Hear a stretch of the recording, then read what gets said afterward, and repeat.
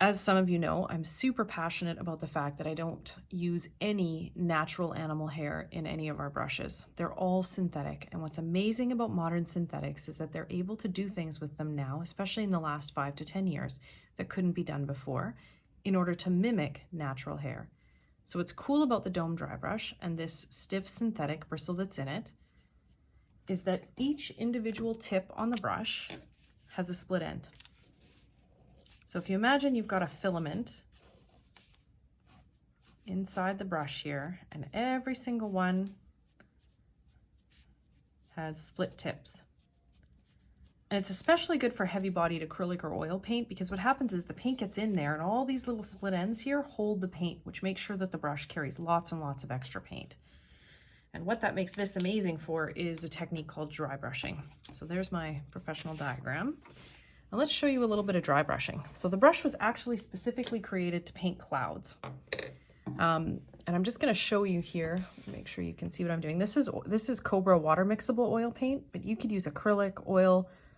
And I'm just going to load the brush fully in a good chunk of paint. I'm going to mix a little bit of blue in there. We're going to make some fluffy blue clouds. And when it's fully loaded, it holds all that extra paint in those split ends. I'm going to come onto here, and what's amazing is you'll notice that there's lots of paint, but if I use a slightly lighter touch, it leaves a texture, and we call that dry brushing.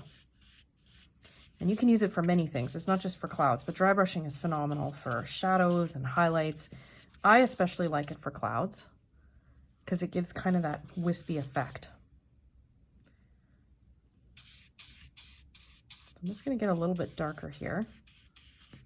Now you could fill these right in. You don't have to dry brush because it holds so much paint. You really have a lot of options. And this is just sort of my fluffy underlayer. Let me pick up a little bit of white. Sometimes when you're dry brushing, it helps to wipe off the excess paint. And then what we still have is all that paint inside the bristles, but no paint sitting on the outer edge, which, just to show you, gives you even more of that texture. Load in a little bit of white here because we're going to highlight these clouds. Pick a spot.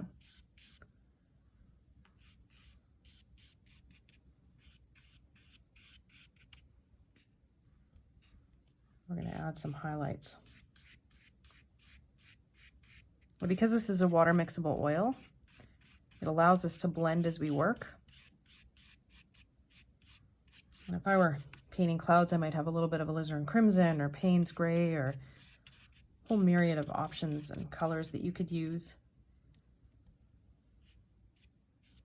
And because of the way the bristles are made, texture. So lots of options for additional texture. Anyway, that is the Dome Dry Brush. I'm gonna wipe it off here. It comes in a 2, a 5, and a 12, and it will last you a super, super long time. Just make sure, depending on the kind of paint that you use, that you clean the bristles out really, really well. In these brushes here, I try not to get the paint too far up into the ferrule just because you have such a wide, round ferrule to clean out. And if you get too much paint in there, it takes a super long time to clean out your brushes. And if you're dry brushing, you don't really need to get paint all the way up inside the ferrule regardless. So a little bit of Palmolive, Dawn, Murphy's oil soap when it comes to using water mixable oil or even acrylic, and you will get this brush clean in no time for the next time you use it. Thanks and have a great weekend.